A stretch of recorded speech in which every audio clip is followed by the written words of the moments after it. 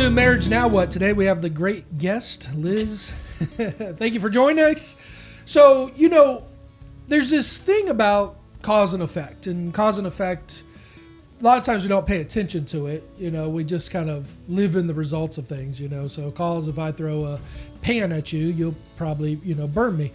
And so, like, if I were to use the example of I'm driving down the road, I'm a task-oriented person, I'm a controller. And so if I'm driving down the road and I'm in the fast lane and I get somebody who eases on over into the fast lane and goes slow and I can't pass, then at that point I am stopped from my task of getting where I want to at the pace I want to get there also. And so then what do? I flash my lights, honk my horn, twist and turn all over the road. I know it's obnoxious. It's obnoxious. I'm terrible. And so the thing is it is a response to me being stopped by this person in front of me. They are hindering me from doing what I want to do. And because of that, I'm going to show them that I'm being hindered until they get out of my way and I'm unhindered, and then everything's fine and I'm back off to the races. And I've been working on that. I have been working on it a little. But, the thing is that it happens in other places that we don't always notice. And I think a big thing that's happened is obviously the stop of the government, right? The economy, the government, the schools, work. And so then now everybody's forced to be at home. And I don't think we understood the effects of the stop that's happened. It's nice to get into the car, walk away from the responsibilities of the house and be able to do what we want to do. Even if it is we're going to work, we're kind of managing our own time, making our own phone calls, doing our own emails. And then, same thing with the kids. So we drop the kids off, right? We don't have to be teachers. We don't have to be parents for the next 7 hours because the kids are at school. And now that benefit has stopped. So now being able to go off and either work out or go shopping or stay at home or clean or whatever it is that our normal routine was before was now stopped. And so now we have to reevaluate our lives and how things work and how they operate. And then it's almost at the point of how do you find what you found before? So if you got peace and quiet at your house because basically all the kids are gone, now how do you find peace and quiet at your house because all the kids are there 24 hours a day? You can't send them to your grandparents. You can't send them to families' houses or other people's houses, friends. You can't send them to the park. You can't send them places. And so you're stopped. You're stopped from being able to have your time. And so we're just in talking, we've heard of a lot of people having problems and marital problems and problems with kids and stuff like that. And I don't think the problem is the kid itself. I don't think the problem is the marriage itself. It's not the husband. It's not the wife. It's the stop that has demanded us to view things differently.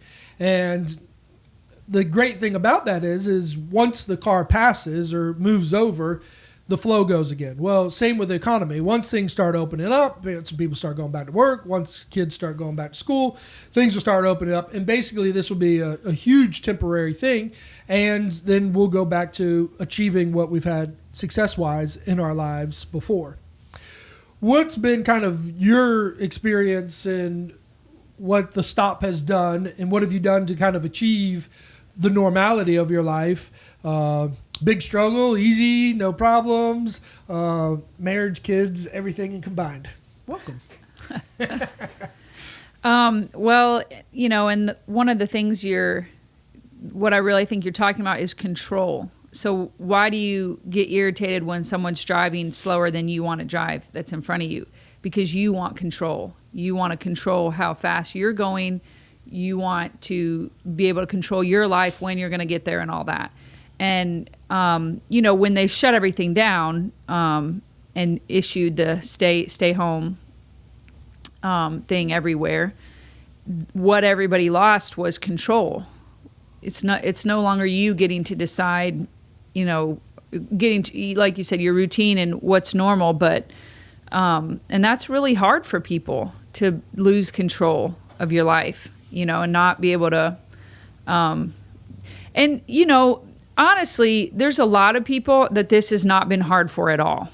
just a lot of people. I mean, there's some people that just stay home all the time, and introverts or people that don't really care about going out and being around other people, people that don't have kids. But a large majority of people that are struggling the most are probably parents with kids, parents working from home, people losing their jobs. You know, you listed things that people are affected. Financially is that's probably been the biggest effect, I would say. And right after that is like mental, just some emotional and mental stability is for a lot of people just going out the window. I mean, I know for me, there's just days where I just cry. I've heard that from other parents too. I mean, it's just like a up and down roller coaster, because we are being the teacher now, and the kids are home 24/7, and they can't go anywhere or do anything. So you're the everything now. So you're gonna get whatever they're feeling, whatever emotions they're having, or however they're dealing with it. It's all gonna come out on you, the parent. You know. And it's really hard for them. I mean, they lost everything in an instant. The rest of their school year, their friends, and our kids are in an age where friends are really important right now. And yes, they've been talking and FaceTiming and stuff, but obviously that's not good enough. We all know that. It's been incredibly stressful. Right, because now you're having to manage what's going on, the stop aspect of the kids. And, like if I was driving in the car by myself and I come into the situation of somebody in front of me, it's a whole lot easier for me to deal with because nobody's sitting next to me to yell at me, or I don't have the safety of my kid behind me, Yeah. And so managing it by myself, even though I'm still managing the problem, it's only on my terms. But when you have other people in the car, or other people in the house, the more people that are involved, then the more opinions you have, and then the more feelings you have, as somebody feel unsafe. Rubbing each other the wrong way. Right. And so now if you take a full house with a full family. I mean, yeah, and it's just, it got, I mean, obviously it got old real fast, but the thing about us is we're parents. So we're dealing with it. I mean, mainly me, I'm dealing with all of their schoolwork and all of the times that they need to eat, and the house, and them not being able to go anywhere, and the frustration, and then everybody rubbing each other the wrong way.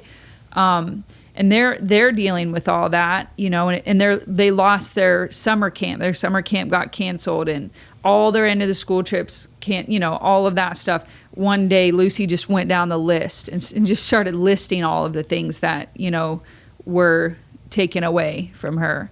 So it's not just, and then like I have my own, I'm struggling internally all the time, because any release that I used to have as a mom, like going to work out or seeing, getting together with my friends, going out to eat or whatever, all of that is gone.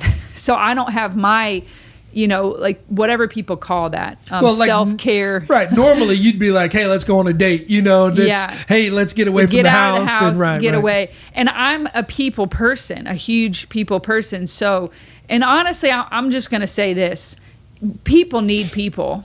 And if there has been one thing that everybody should learn from this whole thing, is that people need people. And to say that, I think before all this, there was a lot of people that were like, people annoy me, and how can I get away from people? And, there was like all these jokes that went around about like people are stupid and, whatever. And the bottom line is, I mean, you can say all the stuff you want, but we need people. People are looking pretty cool now. Yeah. I mean, I'll take that, jerk. Yeah. I mean, it's like extroverts got really made fun of a lot on the internet, because introverts love to be on the internet. They love to post stuff, and extroverts don't, because we want to be with people. We want real life experiences, not, which is fine. Everyone's different. That's fine. I'm just saying, if anybody should realize something, is that we all need each other. We all need people, even if it's just occasionally. I need people way more than probably, I'm definitely a big time people person. But And it's anyway, hard because it's hard to translate. I mean, obviously you have a great love for the kids and stuff like that, but it's hard to translate that relationship with the kids versus a relationship with a friend. Well, yeah, I mean, I'm still a person. You know, I'm not just a mom. I'm still myself. You know, aside from being a mom, and I am just that type of person. I need a pretty good bit of friend time. I need time with you alone without the kids on a date or whatever. That's just the way I am. I'm a time person, and I'm a real life person. I don't want texting or a phone call or social media. I want me and you like face to face doing something together, you know? So yeah, obviously all of this has been really, really hard. And I pretty much quit answering texts, and very little. I quit Facebook a long time ago, but just even Instagram and stuff, because that irritated me even more during this time. Because it kind of proved the stop. And it's not real. Like, I don't want a text message. I want a real person. So it was like every text was like grating on my nerves, if that makes sense, because it was the fake thing. It's not the real thing. I know that probably doesn't make sense to a lot of people because everybody's like, why don't you text and stuff? Because you don't have any other way to be with people. And I'm like, because I don't want to. Well, and people are talking about like, oh, this is the new norm. I 100% don't believe this is the new norm at all. No way. I don't care how much you want to try to pigeonhole people into it. I mean, they're literally busting at the seams. You got protests going on and stuff like that. Can't. I don't think this is the new norm. I actually think the new norm is people understanding they value other people and they want to go out. That is exactly if I was investing in something, I would probably invest in more things about people making connections, Well, and I think some good things are going to come out of this for sure. Even our kids have learned technology more, probably somewhat more. I mean, Sam was already learning a lot at school anyway, but there's probably a lot of people that had to turn to technology that wouldn't have otherwise, and it will probably benefit them the rest of their life, learning those new things. Well, and that is a good thing because, it's one thing, though, to want to learn, like, a camera. You get a camera, you go on YouTube and you learn how to edit or take pictures or stuff like that because you love it. Right. But it's hard if you have to learn how to do Google, meetings or stuff like that, because now you're forced. You're right. Put into, you don't have a choice. You're forced to figure this out, right? For the responsibility of your kids and stuff like that. And that's the stop. So the stop says, you can't focus on you. You need to focus on this so you can learn it to help your kid. Your life values are not as important now. You have to learn how to do these things in order to help your kids do it. And so that stops your life from being able to expand or be comfortable or peaceful. Right. And I mean, there's definitely people that probably have a bend toward technology that this was awesome for them. Like, this was a good time. I think the majority of people, we like to go sit in a coffee shop with one another, be with touch, feel, seeing your face, talking. I think that's the majority of people. Even my introverted friends have declared, okay, like even I miss people. I miss doing things. So, the other thing I was going to say is, so as far as marriages are concerned, I think that same thing. A lot of marriages, some good things happened. More time together. Lots of couples have had more time together because there's no choice. Either they're both working from home or, whatever the case is. Even if one is still going to work, it somehow brought families together and made each other stronger. I mean, I see people like whole families riding their bikes in neighborhoods or whatever, taking walks, just a lot more family time, a lot more connection time. And that's going to be really, obviously, that's a huge benefit for families, for married couples. But as you said before, there's probably a lot of married couples that this time really brought out probably the worst in each other, because this is incredibly stressful. I mean, and I feel bad for people that are trying to work all day from home and their kids need help for school all day, or just taking care of kids at all, babies, toddlers, and having to work all from home and not have any help with your kids. I mean, that's incredibly difficult. This has been an incredibly difficult time for lots and lots of people. And what happens when we get in that kind of high stress situation? We unload it on the other person. We take it out on the other person. The worst comes out in us. And I'm sure that's been happening everywhere. I mean, I've yelled at my kids more during this time because I'm so frustrated trying to get them to do schoolwork. It's like pulling teeth, just being, like we said, being together, grating on each other's nerves. And, I don't necessarily think for me and you, well, I mean, you've probably noticed that I've silence. I've probably taken my frustration and stress out on you because I feel like through this time, it all fell on me. Like, you still go to work, your life pretty much stayed the same, but I'm like making 47 meals a day, and the kids need me for every single thing. And Evie, our 4-year-old, doesn't understand this and is very upset. I mean, she's been so upset since the beginning of this. Just really, really tough on her for everything. She's just a social person like me.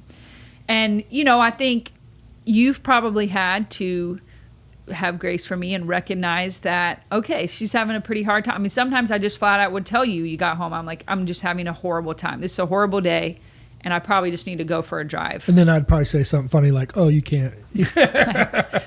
Well, I've even noticed, like, with the kids, if you say to, one of the kids, hey, take out the trash or do the dishes, they're like, I've already done it today. And it's yes, but we're home all the time. But we're home all the time, right? Whereas normal, you do one meal or something. Now you're doing 3, 4 they're doing meals. Their chores more often. You're baking, you're doing a lot more things. And so, there's more demand on them to get those things done, which, school, it has lunch and it cleans up for the kids and does all of these things. Yeah, so I mean, a lot of us parents have been joking that it's like having our kids home for summer break, and every parent knows by the time you get to end of summer break, you're just like, dear God. You kiss the teacher. Yes. Thank you for taking my kid back. Can school be starting again? That's where we are. I mean, that's probably where we were like week 4 to 5.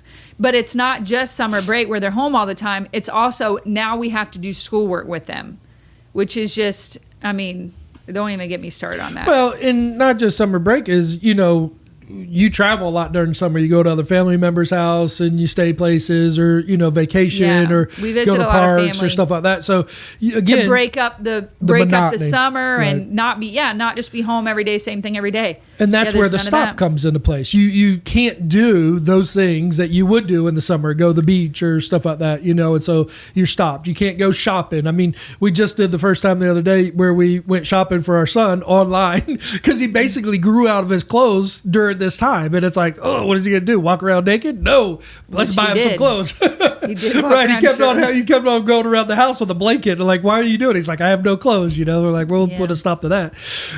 Right. But that's the thing is there is stop, but how we resolve the stop, I think, is going to depend on the success of things. If I'm driving down the road and you're already mad at me for something, and then I get behind another person, now you have amplified anger, at me for the way I'm handling the situation, and that's what I'm trying to say is are we having our amplified frustration of the stop and applying it to our family, our spouses, or how are we managing our own feelings about being stopped and how are we managing the kids' feelings about being stopped. We just planned a trip. We had a trip planned while the quarantine was going on, and as soon as we got some we basically said, hey, let's do a trip. And so, like you said, this week's been a whole lot better for you because now the release, right? You have something to look forward to. You have a release. We're still going to be with the whole entire family, but it's going to be in a different scenario, at a different place. Right. And back to the marriage thing that goes along with this, the struggle that has been, what has it been, 6 weeks? I'm losing track. The struggle that relationships went through, I don't think people should think, oh, I don't want to be in this marriage anymore because this revealed who my spouse really was. No, it didn't. Right. This revealed who your spouse was under a tremendous amount of stress, pressure, sadness, a dark time. Yes, okay. But I mean, when my mom died, that was a terrible time. There was nights where I just screamed as I was trying to fall asleep. Were you like, dear God, I have to get out of this marriage? Because no, you knew that you weren't going to have another mom die in 2 years and another mom die in 2 more years. I mean, and time will move, time will pass and things change and people, you work through things. And I know the saying that's, when you going through a hard time, that reveals like your true character or what was really there. I don't necessarily think that, maybe so even though this time has been very difficult for me, I definitely turned to the Lord all the time. I went for a drive, put my music on and just talk with him, just let it all out. Okay. So even when times are hard, do I go to him? Yes. When times are good, I still go to him. He's my best friend. He's my everything. So if people want to say that, like it reveals, but I mean, what did it reveal? That I'm human, that I'm going through something difficult and occasionally I let it all out on my family, but you gotta understand that people are going to have to process things. And this has been a process. And probably a lot of families have adjusted, and figured out. There's a lot of people that are just very good at being flexible. You're one of those people, I think I probably usually am a pretty flexible person, but I think we all have the thing that we control. We all have something that's like, don't take that thing away from me, okay? And so that's why I say, in some people, this pandemic was probably, they were pretty all right because they didn't really get their thing taken away. They probably aren't much of a, huge people person anyway. They don't have kids. Dear God, if I didn't have kids, if I was just like a single person living alone, all I had to do was take care of myself through this gosh darn time. Oh, Lord, that would be the life. Napping whenever I wanted. Not really. Eating whatever. You don't know because you were single. I mean, people going through struggles. No, I know. Oh, I know. But have you talked to single people? Yeah, their biggest complaint is that they're bored. Right. I mean, boredom is a real thing. Their biggest complaint is that they're bored. I'm bored now all the time because I feel like I have to share my TV, so it's like I can't watch TV. I got to go in my room because the kids are watching TV, and so I find myself sitting there and looking around. I'm bored. But, here's the boredom's real. The boredom's real. For other people, not moms. All the moms out there are like, no, wish I could have laid down. Right, yeah, you got to make sandwiches and clean. So, one of the things that is 80-20, right? So you probably only know me 80%. You could say, oh, I know Ben 100%, but really you probably only know me 80% because there's 20% that I might not even know myself. I don't know how I'm going to be when I'm a grandfather. Right. That's part of the 20% that I haven't come into yet. Well, because we're always changing. We're always changing, but also with the experiences. Like, what it's like for a hurricane to come through and the house gets disastered or a fire or something like a natural disaster. You don't know how we'll handle that. You don't know, family members getting sick or not sick or kids getting sick or not sick or, there's so many different things that experiences can bring in that would fit that 20%. And hopefully you never have to meet that 20% person. And I think that's kind of what happens with the coronavirus is we're seeing people in the light of that 20%. But if it's not a good light, that 20% that we're seeing people, just refocus on the 80% that you love about them. That you day in, day out, like, man, they're faithful, they're loyal, they're persistent, they're clean, they're this, they're that. Don't focus on the 20% of, oh man, I saw something the other day where they put $100 bills under a shirt, and the wife's like, let's see if my husband picks up this shirt. That's so good. That's so good. I thought that was funny. I was like, I wish my wife would put $100 bill under her shirt because I'm always picking up shirts. But that's what I'm saying is I think that's amplifies the stop in our lives, is when we're focusing so much on the 20% in an extreme situation that isn't typical or normal. I can't say that's true colors. To me, true colors would be somebody who's consistent on 80% of the stuff, Well, the other thing is that's really important to note is you're growing. So, my mom died. Well, that was a huge time of growth for me. Good, bad, and ugly. You're always, everything that comes at you in life, you're growing one way or the other. You're changing somehow through that. And that's the thing, is you can't judge somebody at their darkest time, because they're going to grow from that. They're going to come out of that, especially with your support. I mean, you really could choose to grow together in that. Like, if you can somehow get in like, if they're having a hard time and you're not, somehow get in there with them and go, support them in whatever way possible, even if they're at their worst, even if they're being terrible. Just being there for somebody is a really big deal to that person, especially when they come out of it. They're going to think, you were really with me through that. You really stood there. You didn't. I kind of unloaded on you last night. Whoop, whoop. Because, you notice, you said to me, you're just so sad all the time. You're just really sad. And I was like, I really am sad. And part of it is because, the majority of, for me, is probably the chronic illness, the Crohn's that I struggle with. And it does make me sad, because it makes it hard for me to do things every day. And that's hard because I have 4 kids and I want to be a good mom and want to be a good wife, and anyways, but even just listen, let me get all that out, as just unloading all that on you, and just being there for me. That's a huge deal for a spouse to do that with each other, because that person is gonna process, and they are gonna grow through that, and they will change, hopefully for the better. But that's what I think makes a marriage the strongest, honestly, is every single hard thing you go through together. Even if it was individually, you're still together. You're still in a marriage together, so it can benefit your marriage. But I mean, I've done that before, where I just thought about every hard thing. What was it like when we first got married compared to now? Well, it's way better now, because now you stand the test of time. You really, even through very difficult things that life throws at us, you're still here, and you still love me.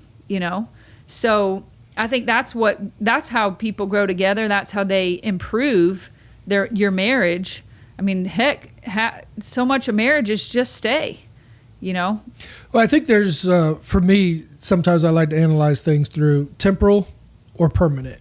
Is this a temporal situation or a permanent situation? Because if it's a temporal situation, I don't want to make a permanent decision. It'd be, and I'm not trying to demote what people are feeling, but I don't know that I'd want to get a divorce right now. Yeah. To make that decision for a divorce in this 5 weeks period, it's a temporal situation. Think about the 1, 2, 3, 5 years that you had with that person before this point in time.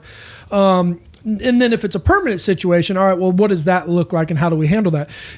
Just to come back to, where you were sick, at first it was like, oh, it's a parasite. And so that it seemed like a temporal situation. It's like, all right, well, we'll get some medicine, go to the doctor, fine, right. We're done. And then we even acted like it was temporal, like, oh, it was this. And so no big deal. And then it was again, and then it was again, and then it was again. It's like, okay, now this is starting to seem more permanent than temporal, Right. And so then our focus was, well, find the doctor, find the right analysis, all right, well, now we did that. All right, well, now what's the next step? Food, or, and like even with food, you're eating a certain way. And so that certain way of eating has become permanent, right? You're consistently eating certain things and stuff like that. I could do better. we could all do better. But, we had to look at that and say, all right, well, you're going to be making meals for yourself, but now the family still needs to eat. And so we still need to have, the groceries for the meals and the time and the eating and stuff like that. because we're eating differently. And, that was kind of a permanent thing we had to kind of work through, because you'd go to the store and buy everything for you to make sure you'd have it. And then, it's like, all right, well, what do we do about the family and stuff like that? And so now we've adjusted and we're pretty even keeled now on, making sure everybody gets what they need and food wise and stuff like that. Not that you were abandoning, but just there was a real focus on you, for making sure it helped the things that you were eating.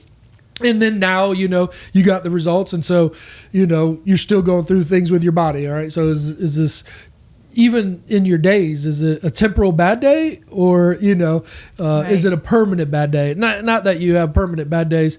Maybe you do personally inside, but you don't show it, but it's just something now the conversation, like even last night was, all right, is there something more that we need to talk about that is making a permanent basis in our relationship? Is this temporal because of the situation we're going through with the shutdown, or, is this personally affecting you, or what do we need to do? Right. And it is hard because, you have fear in there, and, it's like trying to just say no to fear. No, I'm not going to live my life afraid of that I'm going to get sicker or someday need surgery or things like that, and so it's just a battle in every way. It's a mental battle. It's a physical battle. I do want to go back to when you were talking about divorce. There's a lot of couples that get a divorce and it really was the right thing. That was the thing that needed to happen. So, growing up or in the past, I think it was made to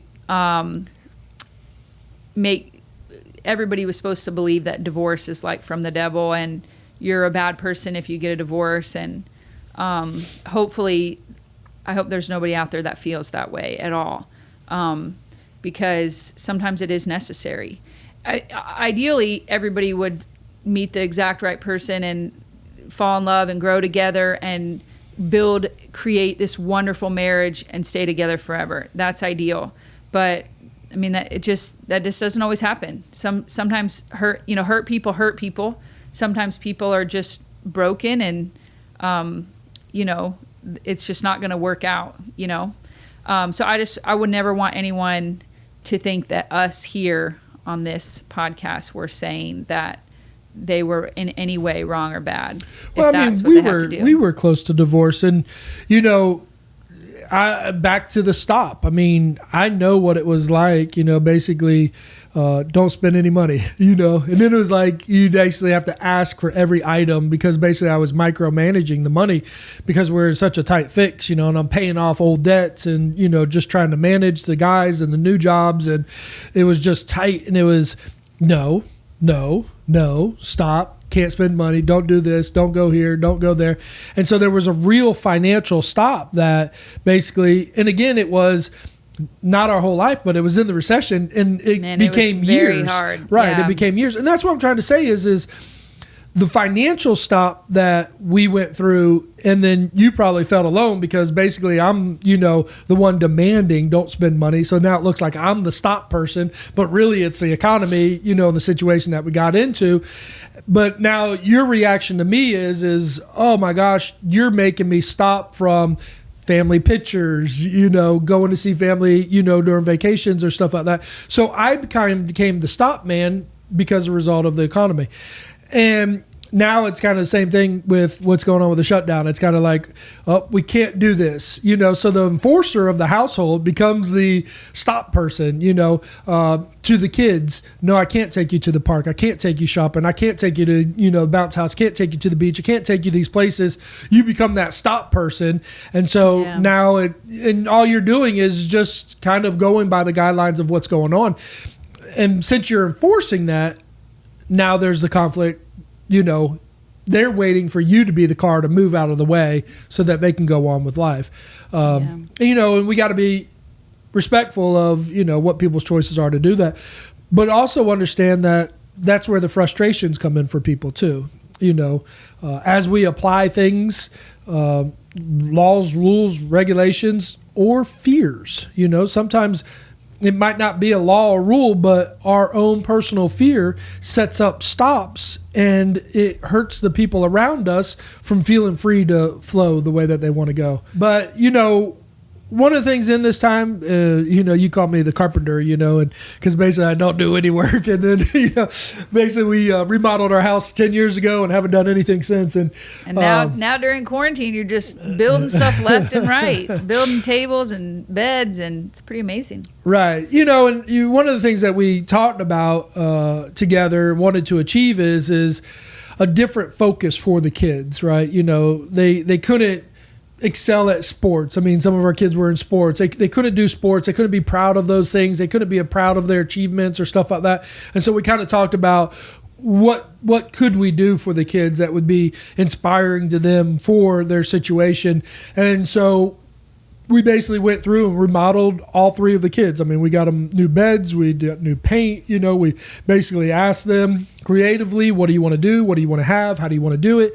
What colors do you want to use? And gave them choice and gave them, something new to look at in their room, something new to look at life. And so even though they had to give up something in life, the stop that we release them for is, hey, focus on your room. Focus on what you want, where you're going to feel comfortable, what you're going to have, and I think that helped a lot, for the kids to be able to feel a new environment, not feel so restricted, but now they have exactly what they want in their room. Yeah, that was a big thing. And, and to let them be creative and, you brought them here and let them paint and things like that. That was really important. They say that there's two types of people in quarantine. It's like one is like you that just gets really creative, and all this extra time they're like, yes, I can write a book or paint or do whatever. And then there's me that just like went into depression. I think I'll go sit down for the 50th time today. So I'm glad that, we were together and you were able to do all that stuff with the kids, and that was a really big deal. It was very important for them. So in closing, I personally believe this is extremely temporal and things are going to snowball effect very, very quickly. I'm already seeing it, more traffic, things are opening up, businesses are starting, cranking up. Even though they're doing things differently, they are open. And so, understand some of the strife that you've had in your house or with the relationships with your spouse or your kids has probably come from that stop, but that stop is going to be removed very quickly. Probably already has by the time you hear this message, but I would encourage you to go back and mend fences, and just say, man, in this situation, it was hard for me. I did feel depressed. I did feel alone. I did feel abandoned. I did feel overwhelmed. I did feel, inadequate to teach the kids. And I did feel frustrated because I had to learn new things. And I did.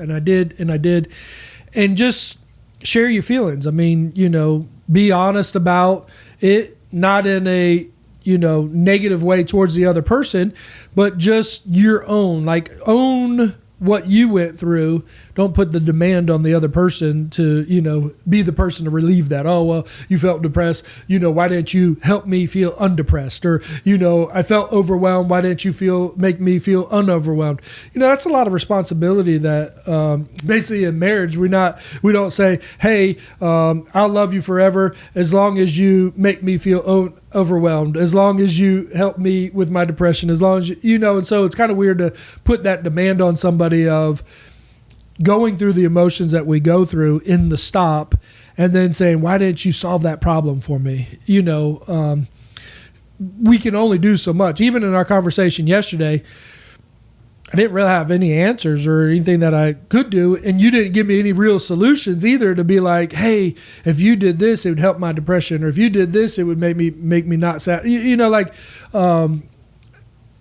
don't know how to achieve all of these things. I'm sure there's other information out there, obviously, that people have gone through it and they say, hey, I did this to make this successful. But I think just listening was the right thing. Right. I mean, just listen. You don't have to have answers. I mean, sometimes it's just nice to be able to say things out loud that I'm feeling on the inside. Just to be able to say them out loud, just even to be vulnerable. I mean, that's what it was. I was being extremely vulnerable, which is hard to do. But you weren't saying last night, because I didn't take on the role of doing the dishes, cleaning, doing this, cooking, you didn't say because I did things wrong, Right. it made you feel depressed or anxious or stuff like that. That's what I'm just trying to say. Like, don't play the blame on people, just take an inventory for yourself. Right. And sharing it.